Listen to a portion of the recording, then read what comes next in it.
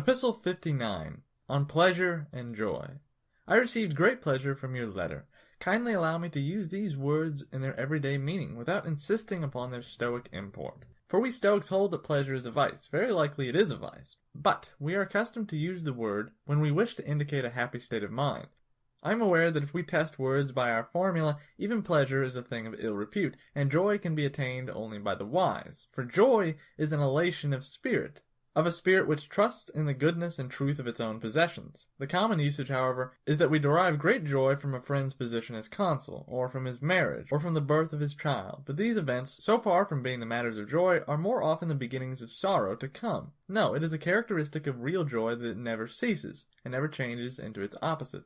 Accordingly, when our Virgil speaks of, quote, the evil joys of the mind, end quote, his words are eloquent, but not strictly appropriate, for no joy can be evil. He has given the name joy to pleasures, and has thus expressed his meaning, for he has conveyed the idea that men take delight in their own evil. Nevertheless, I was not wrong in saying that I received great pleasure from your letter. For although an ignorant man may derive joy, if the cause be an honorable one, yet since his emotion is wayward, and is likely soon to take another direction, I call it pleasure. For it is inspired by an opinion concerning a spurious good. It exceeds control and is carried to excess. But to return to the subject, let me tell you what delighted me in your letter.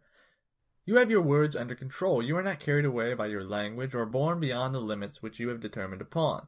Many writers are tempted by the charm of some alluring phrase to some topic other than that which they had set themselves to discuss, but this has not been so in your case. All your words are compact and suited to the subject. You say all that you wish, and mean still more than you say.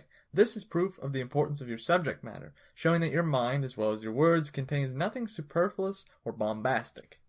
I do, however, find some metaphors not indeed daring ones, but the kind which have stood the test of use. I find similes also. Of course, if anyone forbids us to use them, maintaining that poets alone have that privilege, he has not, apparently, read any of our ancient prose writers, who had not yet learned to affect a style that should win applause. For those writers whose eloquence was simple and directed only towards proving their case are full of comparisons, and I think that these are necessary. Not for the same reason which makes them necessary for the poets, but in order that they may serve as props for our feebleness, to bring both speaker and listener face to face with the subject under discussion. For example, I am at this very moment reading Sextius. He is a keen man and a philosopher who, though he writes in Greek, has the Roman standard of ethics. One of his similes appeared especially to me, that of an army marching in hollow square, in a place where the enemy might be expected to appear from any quarter, ready for battle. This, said he, is just what the wise man ought to do. He should have all his fighting qualities deployed on every side, so that wherever the attack threatens, there his support may be ready at hand and may obey the captain's orders without confusion.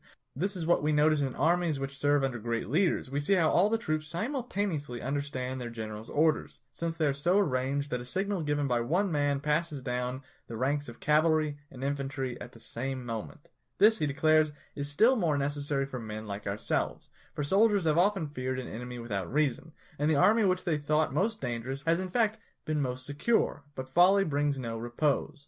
Fear haunts in both the van and in the rear of the column. And both flanks are in a panic. Folly is pursued and confronted. By peril it blenches at everything. It is unprepared. It is frightened even by auxiliary troops. But the wise man is fortified against all inroads. He is alert. He will not retreat before the attack of poverty, or of sorrow, or of disgrace, or of pain. He will walk undaunted, both against them and among them. We human beings are fettered and weakened by many vices. We have wallowed in them for a long time, and it is hard for us to be cleansed. We are not merely defiled by them, we are dyed by them. But to refrain from passing from one figure to another, I will raise this question, which I often consider in my own heart. Why is it that folly holds us with such an insistent grasp? It is primarily because we do not combat it strongly enough. Because we do not struggle towards salvation with all our might. Secondly, because we do not put sufficient trust in the discoveries of the wise, and do not drink in their words with open hearts, we approach this great problem in too trifling a spirit. But how can a man learn, in the struggle against his vices, an amount that is enough, if the time which he gives to learning is only the amount left over from his vices? None of us goes deep below the surface. We skim the top only, and we regard the smattering of time spent in the search for wisdom as enough and to spare for a busy man. What hinders us most of all is that we are too readily satisfied with ourselves. If we meet with someone who calls us good men, or sensible men, or holy men, we see ourselves in his description. Not content with praise in moderation, we accept everything that shameless flattery heaps upon us. We agree with those who declare us to be the best and wisest of men, although we know that they are given to much lying. And we are so self-complacent that we desire praise for certain actions when we are especially addicted to the very opposite. Yonder person hears himself called most gentle when he is inflicting tortures, or most generous when he is engaged in looting, or most temperate when he is in the midst of drunkenness and lust. Thus it follows that we are unwilling to be reformed, just because we believe ourselves to be the best of men.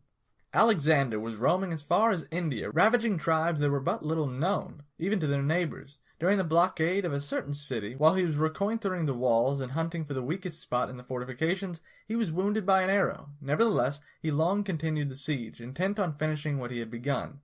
The pain of his wound, however, as the surface became dry and as the flow of blood was checked, increased. His leg gradually became numb as he sat on his horse, and finally, when he was forced to withdraw, he exclaimed, "All men swear that I am the son of Jupiter, but this wound cries out that I am mortal." Let us also act in the same way. Each man, according to his lot in life, is stultified by flattery. We should say to him who flatters us, "You call me a man of sense, but I understand how many things which I crave are useless, and how many of the things which I desire will do me harm. I have not even the knowledge which nature teaches to animals of what should be the measure of my food or my drink. I do not yet know how much I can hold." I shall now show you how you may know that you are not wise. The wise man is joyful, happy and calm, unshaken. He lives on a plane with the gods. Now go, question yourself. If you are never downcast, if your mind is not harassed by my apprehension, through anticipation of what is to come, if day and night your soul keeps on its even and unswerving course, upright and content with itself, then you have attained to the greatest good that mortals can possess. If, however, you seek pleasures of all kinds in all directions, you must know that you are as far short of wisdom as you are short of joy. Joy is the goal which you desire to reach, but you are wandering from its path. If you expect to reach your goal while you are in the midst of riches and official titles, in other words, if you seek joy in the midst of cares, these objects for which you strive so eagerly, as if they would give you happiness and pleasure, they are merely causes of your grief. All men of this stamp, I maintain, are pressing on in pursuit of joy. They do not know where they may obtain a joy that is both great and enduring. One person sees it in feasting and self-indulgence, another in canvassing for honors and being surrounded by a throng of clients, another in his mistress, another in idle display of culture and in literature that has no power to heal. All these men are led astray by delights which are deceptive and short-lived, like drunkenness, for example, which pays for a single hour of hilarious madness by a sickness of many days, or like applause and the popularity of enthusiastic approval which are gained and atoned for at the cost of great mental disquietude.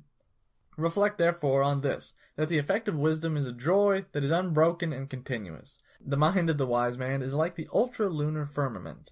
Eternal calm pervades that region. You have, then, a reason for wishing to be wise. If the wise man is never deprived of joy, this joy springs only from the knowledge that you possess the virtues. None but the brave, the just, the self-restrained can rejoice.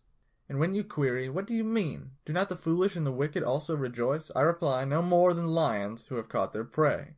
When men have wearied themselves with wine and lust, when night fails them before their debauch is done, when the pleasures which they had heaped upon a body that is too small to hold them begins to fester, at such times they utter in their wretchedness those lines of Virgil, quote, "Thou knowest how, amid false glittering joys, we spend at last of nights."